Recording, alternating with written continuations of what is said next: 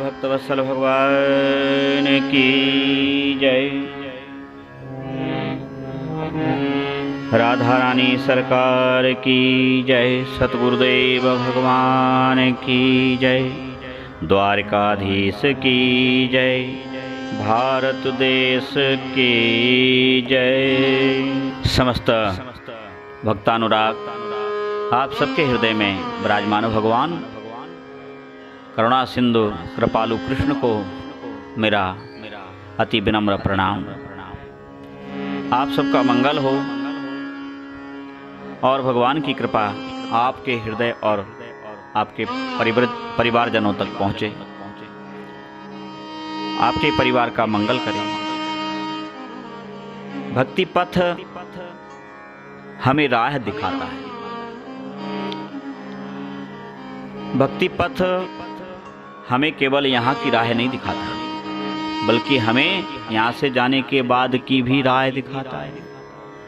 हम क्या मानते हैं? अच्छा घर मकान हो जाए, अच्छा परिवार हो जाए, अच्छा व्यापार हो जाए और इसी को हमारी थोड़ी कीर्ति हो जाए, इसको हम सफलता मान बैठते हैं। अच्छी बात है, सफलता इसको मानना ही चाहिए, किंतु ये नहीं भूलना चाहिए कि हमें और भी आगे की यात्रा करनी है। सुख और दुख से घबराना नहीं चाहिए। सुखस्य दुःखस्य न कोऽपि दाता परो ददातीति कुबुद्धिरेष। अहं करोमीति वृथा विमाना स्वकर्मसूत ग्रंथितो हि लोका। हाँ, सुख और दुख देने वाला कोई नहीं है भैया। ये विचार एकदम गलत है। मैं करता हूं, वो करता है, ये हमारा भ्रम और अभिमान है, ये व्यर्थ है। हम सब अपने पूर्व के पिरोए हुए कर्म रूपी माला फल में बंधे हुए हैं। हैं? तो इसलिए मानस में बाबा गोस्वामी तुलसीदास जी कहते हैं, को ना सुख दुख कर दाता। कोई सुख दुख का देने वाला नहीं। फिर सुख और दुख होते क्यों हैं? अगर कोई देने वाला नहीं है तो फिर सुख दुख होते क्यों हैं? निज कृत कर्म भोग सब भ्राता। सब अपने ही अपने किए हुए कर्मों का फल भोगते रहते हैं मेरे भाइयों। इसलिए दुख से घबराना नहीं और सुख में अभिमानी नहीं होना। हम अक्सर यही करते हैं कि सुख में अभिमानी हो जाते हैं, हमारे जैसा अब कोई नहीं। और दुख जब आता है तो रुदन करने लग जाते हैं। तो क्या करना है? क्या करना है? सुख और दुख में घबराना नहीं है। ठीक है ना? सुख और दुख आते जाते रहते हैं, क्योंकि ये अवश्यम भावी घटनाएं हैं। अवश्यम भावी भावानां प्रतिकारो भवेत्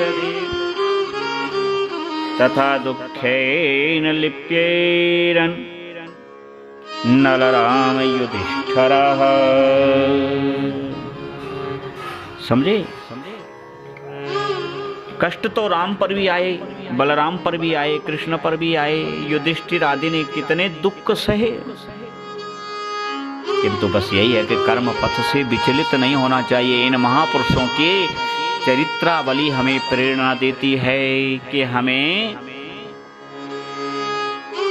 दुख और सुख में धैर्य धारण करना चाहिए।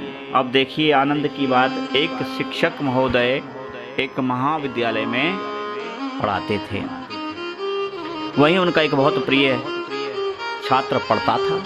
कुछ महीने से वो देख रहे थे कि इसका ध्यान बटा हुआ है।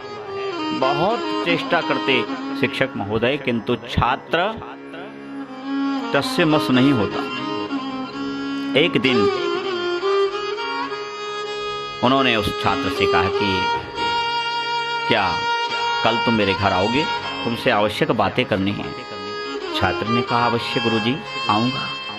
वह भी उनका बड़ा सम्मान करता था और निश्चित समय में दूसरे दिन वह शिक्षक महोदय के घर पे पहुंचा। गुरुजी ने बड़े स्नेह से उसको बिठाया और पूछा कि एक बात बतलाओ, मैं पिछले कई सप्ताह से तुमको देख रहा हूं, तुम्हारा मन अब अध्ययन में नहीं लगता है, क्यों? मैं बहुत चेष्टा करता हूं फिर भी तुम्हारा ध्यान बटा ही रहता है, तुम कुछ सोचते रहते हो, किस उधेड़ बुन में लगे रहते हो।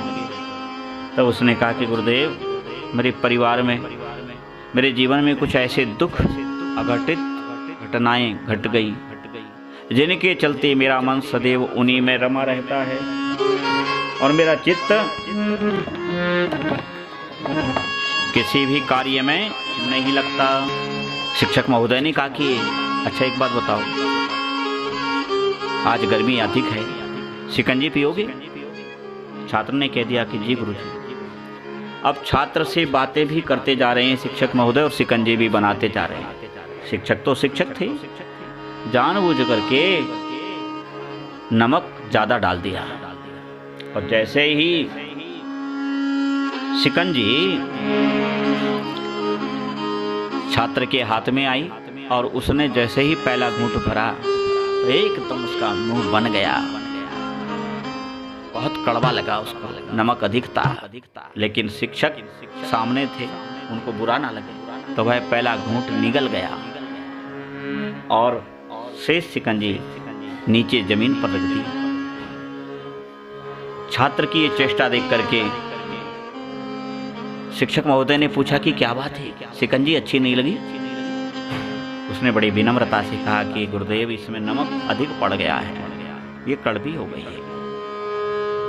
शिक्षक ने हाथ बढ़ाया और शिष्य के हाथ से गिलास लेने की चेष्टा करते हुए कहा कि लाओ ये शिकंजी मुझे दो, मैं इसको फेंक देता हूं, अब ये खराब हो गई है। खराब हो गई? छात्र ने कहा नहीं नहीं गुरुदेव, नहीं, अब ये खराब हो गई है, अभी आधा नींबू बचा है, मैं तुमको शिकंजी दूसरी तैयार कर देता। छात्र बोला, गुरुदेव ऐसा नहीं हो सकता, इस शिकंजी को हम फेंके नहीं, तब क्या करें?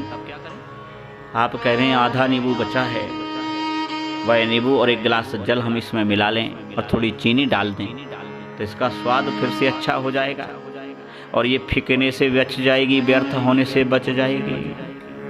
शिक्षक ने दोनों हाथ पकड़कर उसको झंझोड़ते हुए कहा, पागल, यही तो मैं तुमसे कहना चाहता हूं कि जिस तरह से ये शिकंजी, अरे ये 2 रुपए की शिकंजी जब नहीं फेंकी जा सकती तो तुम्हारा जीवन कितना अनमोल है।